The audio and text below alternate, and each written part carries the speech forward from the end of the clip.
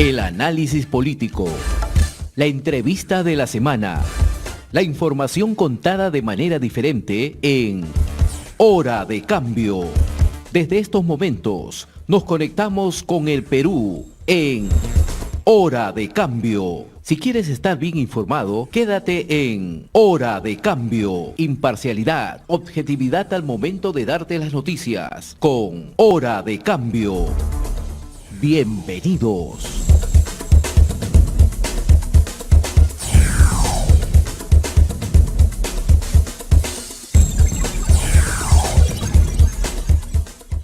Continuando con el desarrollo del programa, ya estamos en comunicación a esta hora con el doctor Iván Hidalgo Romero, economista, doctor en Gobierno y Políticas Públicas, ex viceministro de Desarrollo Social. Doctor Hidalgo, ¿cómo está? Muy buenos días. Muy buenos días, ¿cómo están todos ustedes? Bien. Está muy baja la señal, pero me permite aún escucharle sus preguntas. ¿Cómo están? Buenos días. Vamos a tratar de mejorar la señal. Bien, preocupados por lo que viene sucediendo en el ámbito de la salud pública en el Perú, preocupados por lo que viene sucediendo también en el marco político, y esto se agudiza más con lo que viene sucediendo en la situación económica que vive nuestro país. Esta incertidumbre política, ¿cómo afecta a la economía diaria del ciudadano de a pie? Este es un efecto combinado realmente, ¿no? Hay un efecto que tiene que ver con estas circunstancias en el cual este año, de una u otra manera, en el mundo y principalmente en los países más desarrollados, está revirtiendo por sus campañas de vacunación los efectos económicos del COVID, es decir, se ha incrementado la demanda en estos países. Pero a la vez ello, ¿qué significa? Que de entre los principales commodities, que son commodities, esos productos que se transan a nivel mundial, pero ante el incremento de la demanda han incrementado sus precios. Por ejemplo, el petróleo a nivel mundial ha crecido 54%, para ser exactos, del precio en relación al año pasado. El maíz ha incrementado su precio en 65%. El aceite de soya ha incrementado en más de 100% el precio internacional. Ustedes entenderán que tanto el petróleo, el maíz y el aceite de soya son productos que el Perú importa, ¿no? El petróleo hace muchos años que dejó de producirse en función de poder cubrir nuestra demanda. Casi todo lo importamos. Igual el maíz. Ustedes ya se van imaginando, el maíz es el principal insumo para el pollo, ¿no? Para el alimento del pollo. Igual manera el aceite de soya para todos los derivados, la mantequilla y etcétera. Pero adicionalmente eso, si no fuese poco ello, los fletes a nivel mundial por la falta de contenedores se han incrementado, por ejemplo, todos los fletes de la China en 125%, o sea, casi se ha duplicado el flete y casi todo lo que compramos del Perú, honestamente, en bienes intermedios y finales, proviene de China. Y si no fuese así, todavía un gran problema. Adicionalmente está el factor político. Son más de 15,000 millones de dólares que han salido de las cuentas de empresas y de personas y de familias al extranjero ante la posibilidad de que un gobierno de extrema izquierda sea la que esté al frente. Entonces, el dólar, ante esa demanda de empresas y de personas, se ha incrementado. Todos sabemos que está alrededor de 4 soles, cuando hace 2 años estaba en 3.30 y hace un año en 3.60. Entonces, hay un 20% de devaluación del dólar. Los fletes han incrementado más del 100%, es decir, se han duplicado los fletes de las China de comprar más por productos. Nuestros principales commodities han aumentado a nivel de precios internacionales, el petróleo 50%, el maíz 65%, el aceite 100%, y eso aunamos obviamente la inflación por la demanda que existe en Estados Unidos alrededor del 5% y en Europa 3%. Todos esos factores lamentablemente hacen de que exista un proceso en el cual muchos de los productos de primera necesidad incrementen sus precios, primero ante la devaluación, ante la incertidumbre política que vivimos, ante un modelo que aparentemente pretende cambiar absolutamente lo que existe en el Perú. Me digo aparente porque habría que dar un julio el mensaje y quienes componen el gabinete, evidentemente, pero también hay que ser francos y sinceros, obedece a factores exógenos a nivel internacional que también explican este fenómeno. Bien, me parece interesante lo que usted explica, porque escuchando a algunos colegas de usted que son también economistas, ellos daban otro tipo de explicación, o sea, partían del resultado electoral justificando lo que venía pasando con la economía en nuestro país. Me parece interesante la explicación que usted da, porque dentro de este problema macro que se da a nivel mundial, definitivamente nosotros estamos pues recepcionando toda esta crisis.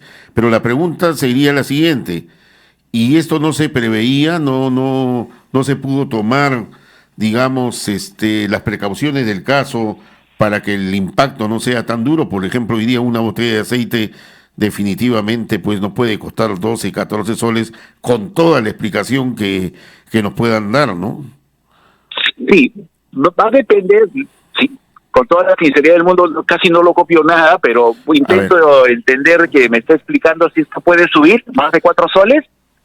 Claro, o sea, me refiero a que si los gobiernos, en este caso Vizcarra y el señor Sagasti, no tomaron las precauciones del caso para este tema económico que repercute a nivel internacional y que lógicamente golpea nuestra economía, ¿no? O sea, no hubo prevención en esto. Porque ustedes entenderán que a mayor capacidad de que un país pueda promover la inversión pública y privada, y fundamentalmente la privada, y existen mayor capitales que ingresan a inversión, genera más empleo.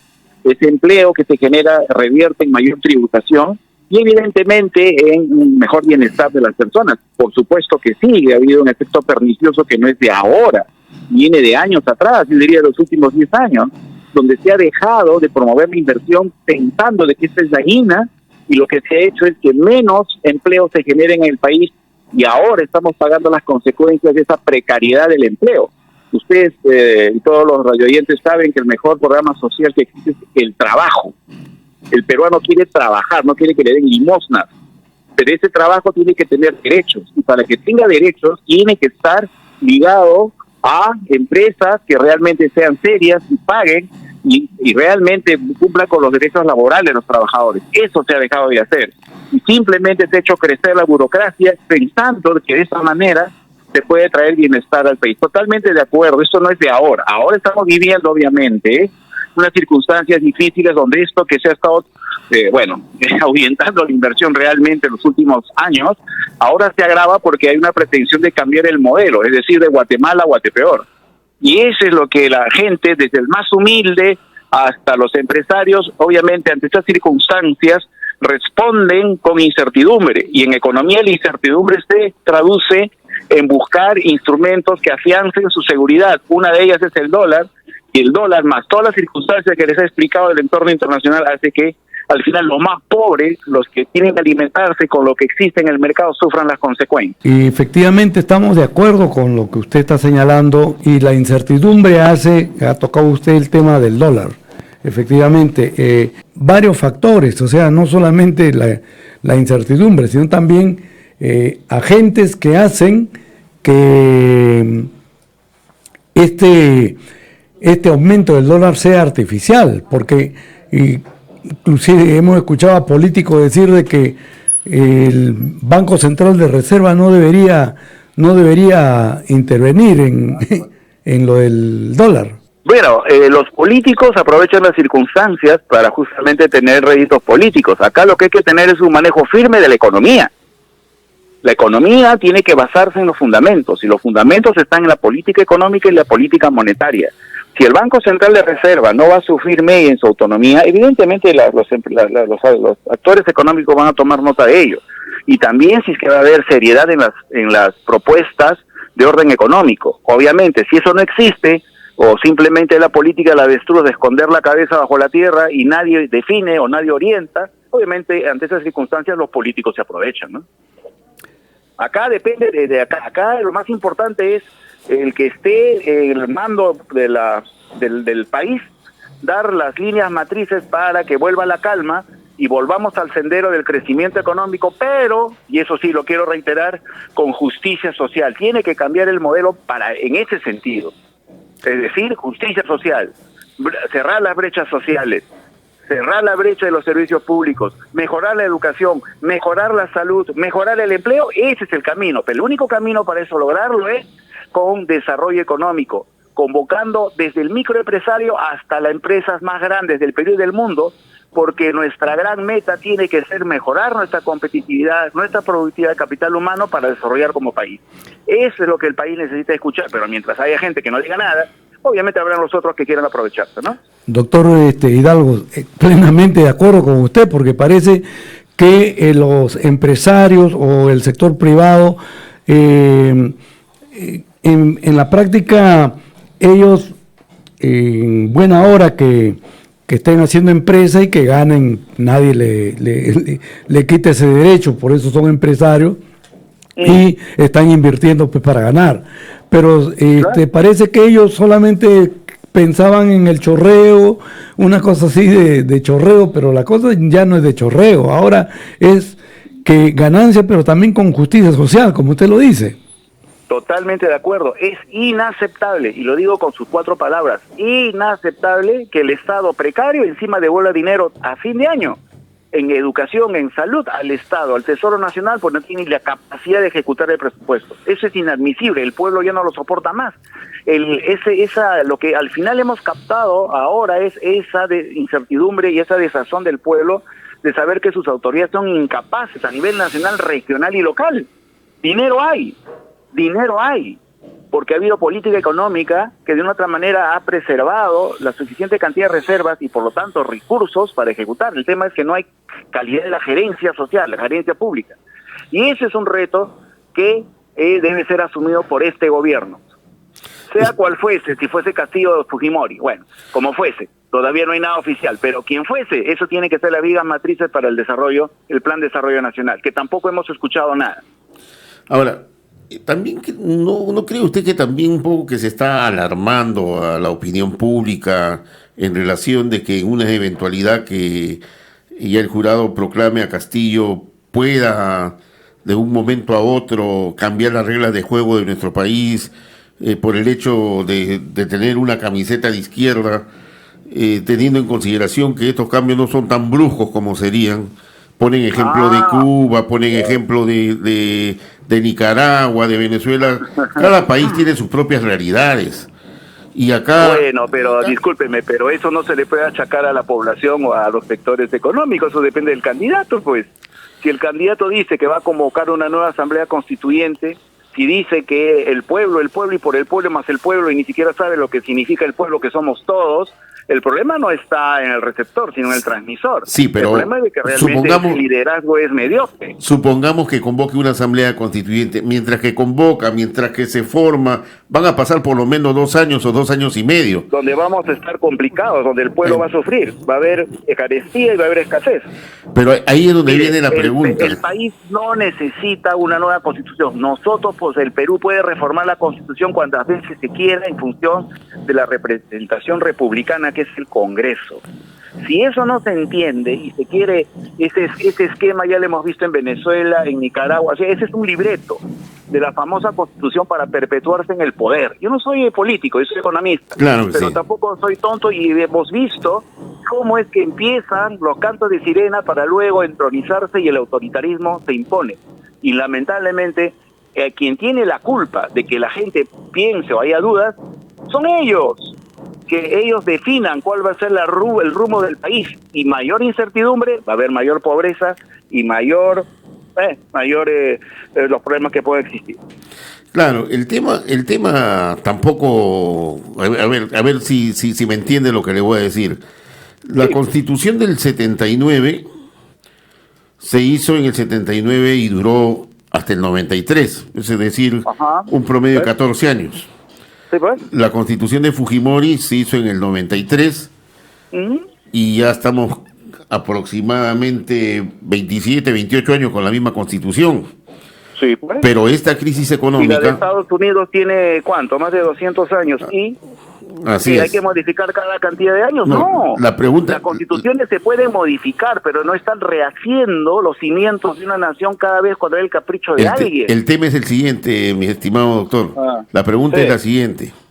A ver. Es cierto, Es cierto que no se puede estar modificando de acuerdo No, modificar sí. a la cara del... Pero tampoco tenemos una constitución perfecta, pues. Pero en Y ningún eso se ha lugar del mundo, reflejado, ¿no? y eso se ha reflejado con el problema del coronavirus. Eso Mira, se ha mira, mi reflejado, querido amigo, se ha reflejado hay como un gran consecuencia dicho, de eso. sí, Entonces, sí. ¿no cree usted que los sectores pensantes, etcétera, deberían hacerse una autocrítica y acá a los 200 años del Perú, donde no tenemos una burguesía nacional, donde no tenemos un empresariado que piense por su país, sino más bien piensa solamente en la riqueza? En Chile, cuando se han producido todas estas manifestaciones, a ellos no les preocupaba la extrema pobreza, les preocupaba la extrema riqueza. Y este es uno de los Sí. problemas que tenemos acá. Ajá. Es el tema. ¿Cuál ha sido el rol en estos 200 años de ese empresariado que debió haber apostado por el Perú y que lamentablemente nunca lo hizo, ¿no? Entonces, ahí están las consecuencias, ¿no? Entonces, ¿no debería modificarse algo de esta Constitución para que sea... Pero absolutamente de acuerdo contigo, modificar todas las modificaciones que hubiese lugar. Pero por eso la Constitución indica que se puede modificar, pero a una nueva Constitución, o sea, en función de cuántas constituciones hagamos va a mejorar el país. ¿Ustedes creen que con un papel escrito va a mejorar el país? Va a mejorar No, el país lógico. cuando haya mejor educación, cuando no existe mediocridad en la educación pública, cuando exista meritocracia, cuando exista no... como usted bien dice, indica, empresarios mercantilistas, sino realmente competitividad, competencia. Cuando no existen unos cuantos bancos, sino más bancos, cuando no existen unas cuantas AFP, sino más AFP. Es decir, no es el socialismo el camino. Dígame qué país socialista es exitoso para su población. Dígame uno. ¿Para yo volver a la universidad? Mire, ¿A estudiar? El socialismo, hablar de socialismo, país socialista en estos momentos es difícil de tipificar. Claro, pues miren China, no me digan que China es un país comunista, pues por favor. Claro, ahí gobierna el Partido Comunista, que es diferente. Es que ellos están en la etapa del desarrollo del capitalismo, pues no, lógico. Pero gobierna el Partido Comunista. Necesitamos más educación y mejor Pero educación. lo ha Necesitamos más desplazado salud y a mejor Japón, salud. ha desplazado a Necesitamos un Corea, mejor etcétera. Estado. Pero Un así Estado es. que sepa invertir. Ese Estado es el que tenga un problema. plan nacional Ese de es el gobierno. problema. Ese es el problema. Ese es el Exacto. problema. Eso es lo que no entiendo, y a ver si me ilustra, porque usted ha sido viceministro de Desarrollo. Sí. ¿Cómo es posible? ¿Qué se puede hacer en todo caso? De que los gobiernos locales, los gobiernos regionales devuelvan, inclusive los propios ministerios, devuelvan sus partidas porque no saben cómo gastar o gastan en cosas que no... Pero ¿qué está pasando ahí? ¿No? Eso sí, algo Está pasando increíble. que falta coraje Ya. para que se instaure el sistema civil, es decir, el servicio civil. Toda la parte de planeamiento y de contrataciones y otros sistemas del Estado tienen que estar manejados por profesionales de carrera. Claro. Y usted sabe de lo que estoy hablando. Claro Para que que sí. cada 4 años o 5 años estemos descubriendo América, donde entran gente que nunca ha manejado un sol del Estado y empiezan a experimentar, si es que no a robar, los recursos del Estado, o se organizan para robar al Estado. Así Eso es. es lo que falta hacer, esa es la realidad. Y sin pelos en la lengua, lo digo con toda claridad. Clarísimo. Está bien. Ya, eso tiene que haber, por eso le digo, no es un tema de sistema, si es marxista, no, Así el es. Estado tiene que hacer su rol, tiene que haber un servicio civil profesional para que en el distrito, en la región, en la provincia, en el gobierno nacional, sepan ejecutar, sepan planificar, sepan hacer un proyecto y no adefesios. Efectivamente. Porque yo lo Esa que es la veo raíz, acá, uno de los problemas, ¿no? cuando se dice, bueno, vamos a aumentarle a los pensionistas de la ONP, el Estado no puede gastar, pero cuando se dice hay que hacer una carretera donde vale 200 millones y hay que pasar por 300 millones, no, ahí sí hay que invertir. O sea, Como antes sin SNIP. Bueno, ahora se llama. Ya usted conoce el tema, sabemos Claro que que estamos sí. hablando de lo mismo. Más Así que es. civil, pero marxista, también no, son tonterías. acá la situación, doctor, es de que también todo esto tiene un límite. Porque yo no creo, por más explicación internacional, que petróleo esté subiendo, Claro, que es toda la etcétera, razón. la gente no tiene que comer. Así Ayer es. yo veía algunas caras en una tienda comercial en donde está el tema del aceite, y ver una botella de aceite a 12 soles y otra a 14 soles, realmente era alarmante. Claro, en la medida que yo he dado las explicaciones del fenómeno, pero obviamente también, y La siempre, repercusión. ustedes me entrevistan, yo siempre doy las alternativas, porque qué Sí, fácil sí, es criticar. sí. claro, No. por supuesto. Claro que hay cosas que hay que hacer, ¿no? Por supuesto que sí, porque justamente, como digo, para que al final en esta crisis los que sufren son los más pobres. El rico ya hace rato que sacó su plata, la clase media lo está haciendo. Los pobres se quedan a sufrir las consecuencias de las estupideces que se hacen. Sí, pues. Doctor Iván Hidalgo, mire, y justamente a propósito de este tema que es lo referente al aceite, que yo veo ahora, ¿no?, lo que ha dicho Tito Castillo referente al precio del aceite, 12 soles y 14 soles que está costando en estos momentos. Sí. Pero han salido otros empresarios que no son del Grupo Alicor, que son con nombre propio Beltrán, y su aceite está a 6 soles. 6 soles, 5 soles, y dice, no compres. Lo que hay que hacer es que la gente sepa eso y que compren a 6 soles. Sí, pues. No, y ahí se da la competencia, ahí se da verdaderamente la regla del mercado, o sea, la oferta y la demanda. Y era lo que yo decía, que hace tiempo que puedan abrir a la importación sin restricciones. Así es otro tema. Es otro tema. Otro tema. Entonces, sin necesidad de cambiar la Constitución. Claro, es un tema de tener conocimiento y saber qué hacer. Perfecto. A eso es lo que queremos llegar, a que haya competencia. O sea, lo que pasa es que los oligopolios, los monopolios son los que acaparan, y ahora recién estamos entrando, pues, pisando terreno, ¿no? Y lo que debieron hacer las personas de ir a la competencia, eso no solamente sucede en los alimentos, en las medicinas y en todo lo demás. Usted lo conoce mejor que yo, ¿no? Entonces, eso hay que volver a eso. O sea, hay que... Pero totalmente, ahí está, esa es la raíz de todo. Ahora hay que tener la valentía y no sujetarse a los lobbies de siempre, ¿no? Así es. Ajá, entonces, ¿hay que cambiar la Constitución o es un tema de gente, de gestión? Si yo le comentara, el kilo de bonito está a 10 soles ahorita. El kilo de jurel, 11 soles. Es un crimen. Pues. Y el mar del Grau, pues, no es para que nos cuenten la historia del Huáscar. No, ahí está. De ahí tenemos que sacar para comer y mire cómo está. Por ejemplo, las MIPES, que están prácticamente desahuciadas, muertas, casi muertas. Uh-huh. ¿Cómo es posible que se importe ropa pagando, haciéndonos pasar que una prenda pague, su costo sea 2 soles? Sí, sí. Y eso simplemente, si se pagara lo que es el precio justo, muchas empresas reaccionan. Pero a lo que voy al fondo podemos pasar todo el día hablando de esto, no es un tema de cambio de un papelito de Constitución, eso es para engañar a la gente, para apoderarse, para querer entronizarse en el poder. Acá lo que se necesita es tener el conocimiento y la decisión para hacer los cambios, para que vuelva la prosperidad a la población y no los más pobres sigan pagando la cuenta de eso. Esa es la realidad. No lo dicen muchos, eso es otro tema, pero esa es la realidad, es mejorar la calidad de la gestión, ¿no? Y eso se logra, obviamente, dependiendo del liderazgo político que se encuentre. Esa es la realidad también, ¿no? Muy bien. Confiemos en que así sea.